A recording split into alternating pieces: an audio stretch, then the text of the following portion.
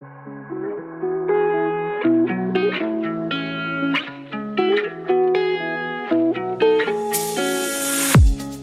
listening to an AINC original podcast.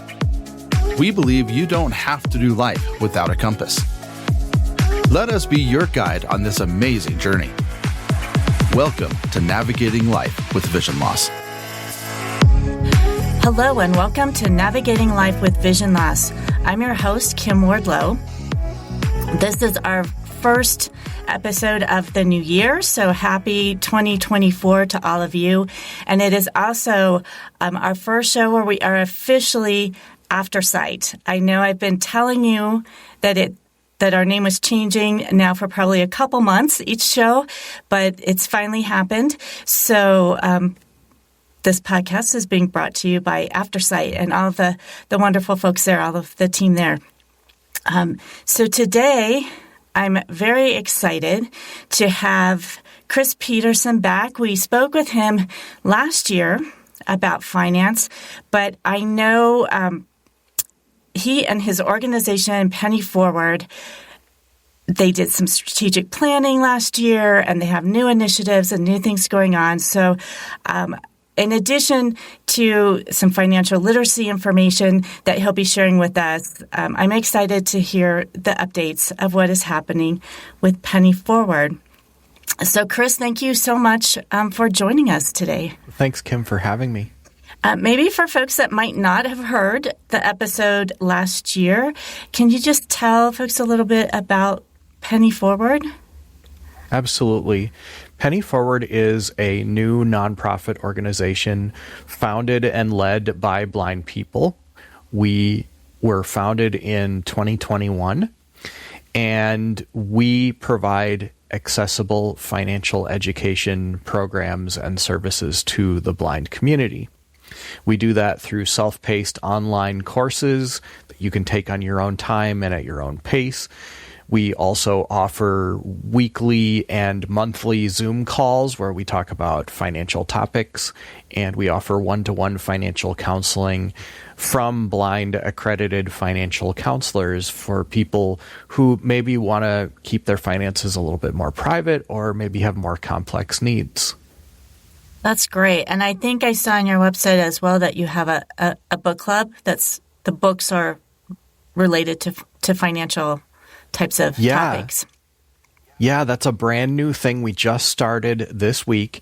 The Tuesday Turning Pages Book Brunch meets every Tuesday at 10 a.m. and we work our way through a financial or personal development book. We try to choose books that are available through NLS Bard so that they're available to everybody, and it's been really fun so far. We just started a book called You Need a Budget. And we all need that, right? We do. I think many of us, including myself, can struggle with that, but it's certainly important to have one and to be able to follow it. So, a little secret, I struggle with that myself. It's something that is an area of growth for all of us, just like exercise or diet or anything related to our lives. I don't think anybody is really ever at their peak unless they happen to be like an internationally renowned athlete, and even they would tell you that they are always looking to improve. Definitely. I think the financial area in our lives, whatever our income level is, I think that's always just something that's challenging and trying to make good decisions. So I think the services that you're offering are really important. I know I was just in a meeting last night with a person who was going to meet with someone for financial goals and commented how so many trying to plan for retirement. She's several years away from that, but wants to be planning, and commented how so many of the calculators and things that are generally available aren't accessible to blind individuals. So I think this, the services you're providing, and obviously when you started Penny Forward, you must have seen some sort of gap in that area to help individuals with vision loss? I did. Some of the gap is accessibility, as you point out, although there are plenty of really good accessible tools out there as well, and we try to find them and bring them to the attention of our community when we can. But some of it, as someone mentioned in a meeting I was in last night, is there are so many moving parts to a financial plan that being able to put together that kind of connective tissue and associate it with some of the unique needs we have as blind people is really helpful. And so you mentioned having a financial plan, but when we're talking about financial literacy, is that more than a plan? I'm sure it involves a plan, but what is your definition of financial literacy? We tend not to call it financial literacy so much anymore. We tend to refer to it as financial knowledge because it has a better connotation among some people. Mm-hmm. But basically what financial knowledge is giving you a good understanding of all of the pieces of your financial life. So how compound interest helps you to grow your savings, how budgeting helps you to manage your money and make sure that it's going towards your priorities instead of maybe things that you don't want to be putting your money towards, how paying attention to your credit reports and credit scores and your overall credit health positions you to get better terms on loans when you need them. And then there is a planning aspect to it as well, understanding how the decisions you make today can affect your life years or sometimes even decades down the road. For example, a 25-year-old who's able to put aside about $100 a week in savings for their entire working life will be a millionaire by the time they're 65. Whereas if you started at age 45, you'd be talking about putting away at least $1,000 a week. Right. So there's some really impactful things you can do when you're young that can really change your life when you're older. But that shouldn't discourage people from getting started at any age because there's always actions you can take to improve your financial situation, your quality of life, no matter where you are. Chris, can you speak a little bit more to some of those basic components of financial knowledge that folks should be aware of and should be thinking about? Yeah. One of the biggest, most important ones is compound interest. And this is an area that it's really difficult for people to understand, but in a nutshell, when you put your money in a bank, in a savings account, the bank pays you money to have your money in that savings account. Mm-hmm. And they do that by putting money back into your savings account. So over time, you actually grow your savings just by letting it sit there. But it grows even faster if you put savings away regularly into that account. And it also matters what bank you choose. Most banks offer savings accounts that only earn you about 0.5% per year of interest, but there are special savings accounts called high yield savings accounts that these days are sometimes offering you 5% or more per year of interest. And there's no risk to these other than that if you don't use them, you don't earn that interest. So as an example, in my personal life, I have about $7,000 in a high yield savings account, just as sort of a backup for my personal life. And about once a month, I get about $18 from the bank just because I keep my money in the bank. Right. So that by itself, if you multiply that by 12, that gives you a few $100s a year. Mm-hmm. Which isn't much, but it's every little bit helps. And over time, that's why somebody who starting at age 25 puts aside $100 a week in savings can become a millionaire. It's not because they put that money away for a long time. That's part of it. But another part of it is the interest that they earn by starting so young and having that money sit there for such a long time. Right. Do those types of savings accounts have minimum balances that you need to keep typically? Sometimes, not always. Sometimes there are terms where they will only allow you to earn interest for a certain period of time, maybe a certain maximum balance in some cases. So you do have to read the fine print and figure out what's going to work best for you. And interest rates do fluctuate. So if you find a bank that's going to give you an interest rate of 5% today, maybe 3 months from now, that might be 4.5%, or it might be 5.5%. Mm-hmm. But it's relatively easy to move your money from bank to bank if you want to. And with a lot of forms being online these days, and many of them are quite accessible, it's relatively easy to open a new account when you no longer want to use the account that you currently have.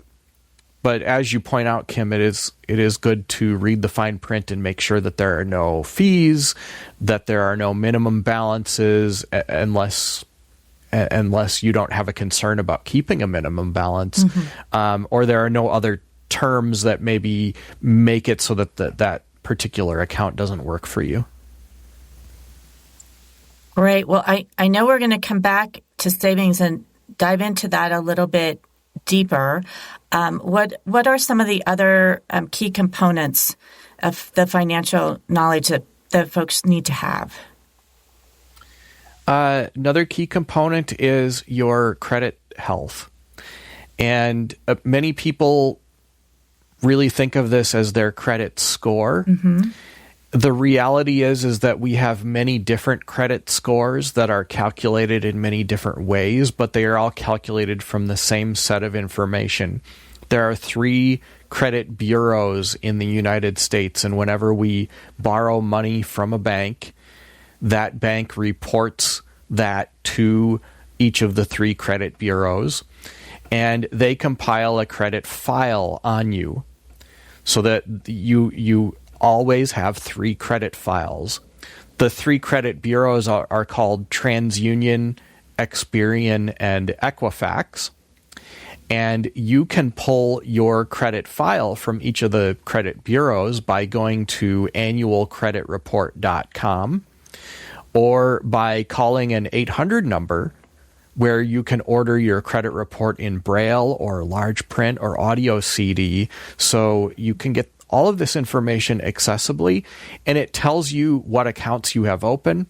It tells you what you owe on those accounts, and it also tells you about accounts you may have had closed in the past. And you want to check that on a regular basis, maybe once every 3-4 months if you can, because sometimes the wrong information makes it into your credit file. Someone may have a similar name to you. My name, Chris Peterson, is a very common mm-hmm. name. And so I check my credit report regularly because at one point I apparently owned a trucking company that I didn't know about. Oh, wow. So you want to make sure that you check your credit files so that you can alert them to incorrect information that might negatively impact your credit scores. You also may find out that there are things like accounts that are in collections that you just forgot to pay on, and you want to make sure that you get those paid off so that they're taken care of. You may, in some of the worst cases, find that your identity has been stolen, and you want to get that corrected if at all possible. So your credit health is a really important component of your overall personal finance. And I know you can pull your credit report from each agency once a year with it being free. So if you're checking every few months, are you recommending folks check one credit bureau every few months, or how would you recommend people do that if they're trying to check more frequently than just once a year? So interestingly, since COVID, the once a year guideline has changed. Oh, now good. you are able to check your credit files much more frequently. If I remember correctly, it's once a week. So that's a huge change.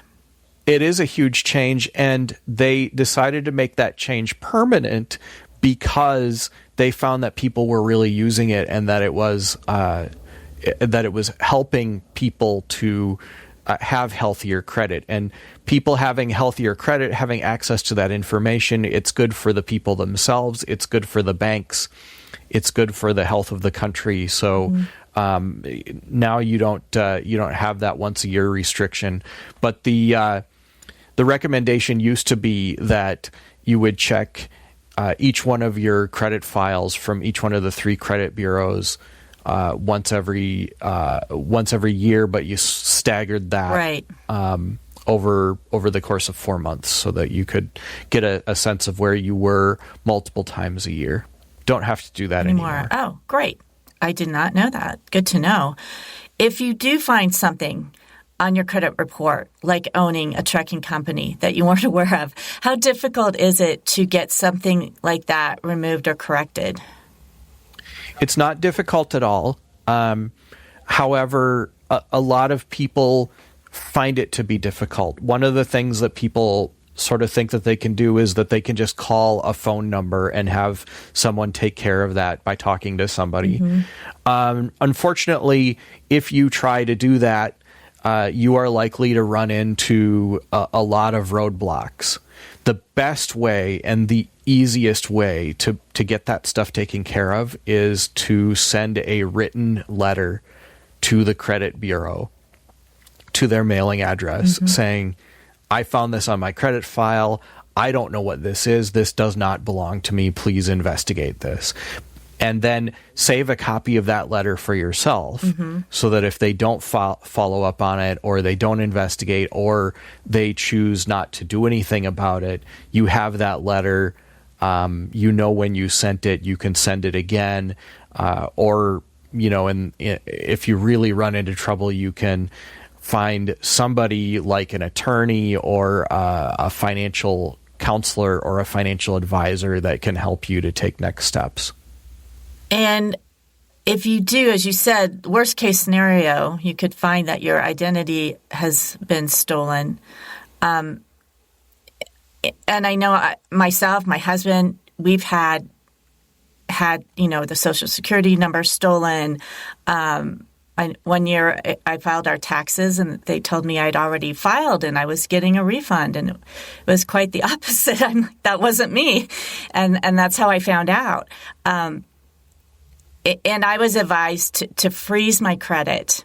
And certainly, we have at that point. But would you advise individuals to freeze their credit before they have an issue to try to prevent having a problem?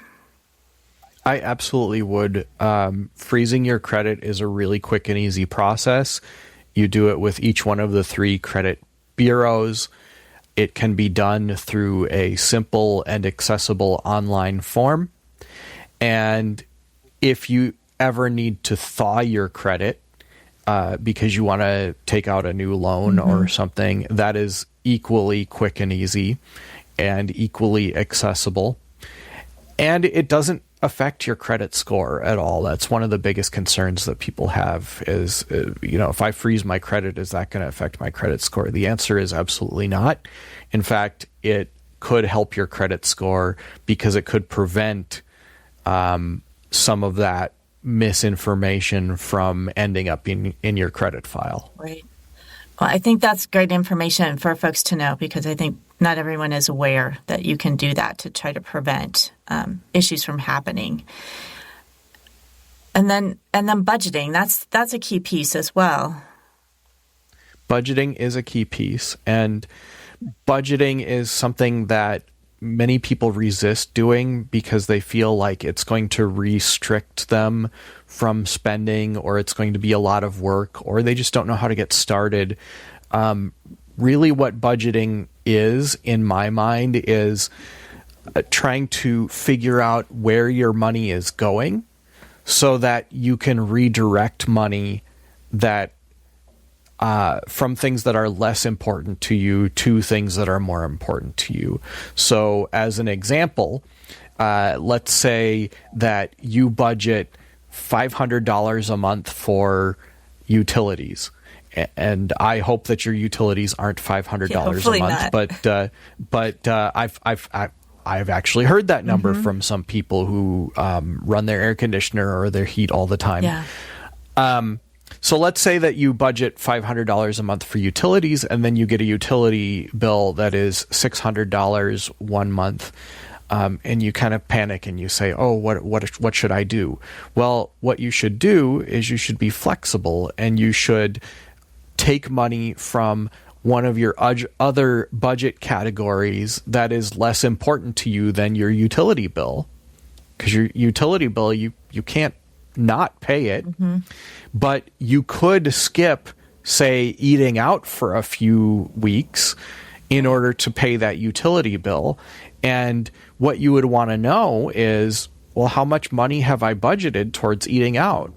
And it shouldn't be how much do I want to spend on eating out. It should be how much do I actually spend on eating out. So if I spend $200 a month on eating out, then I know that I can cut down my eating out habit by half and redirect that other $100 to that $600 utility bill. And I think that's a key point too that you just brought up, is the budget isn't necessarily how much you would like to spend, but how much are you actually spending, and being able to have a way to track that, to create a budget and to actually see what you're spending, and if it's less than what you're bringing in, because what you might like to spend might be more than you actually have to spend. Yeah. A budget can actually be very comforting too, because more often than not, when I work with clients on building a budget, we find that the things they need cost quite a bit less than what they actually bring in. And yet they come to me and they say, well, we're not able to make ends meet. We don't have enough money left at the end of the month to pay all of our bills and stuff. And once we start to analyze where the money is going, we quickly see that it's all about your priorities. There might be areas where if you spent a little bit less money, then you'd be able to make those ends meet. And it doesn't necessarily mean completely going without your daily cup of coffee, if that makes you happy, or eating out, but it may mean doing a Starbucks run every other day and bringing a cup of coffee from home on opposite days in order to make those ends meet. Or it gives you a goal to achieve.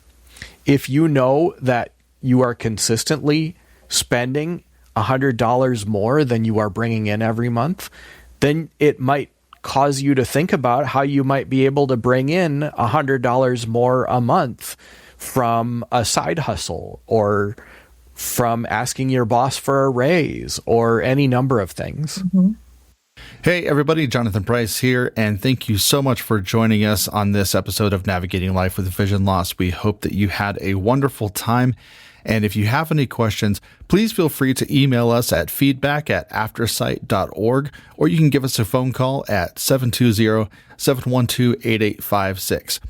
Next week, Kim is going to be joining Chris again, and they're going to be diving more into the budgeting aspect and all the things related to finance. Be sure to stay tuned this month for the rest of finance as we kick off 2024. And we hope this episode has been able to help you navigate your life with vision loss.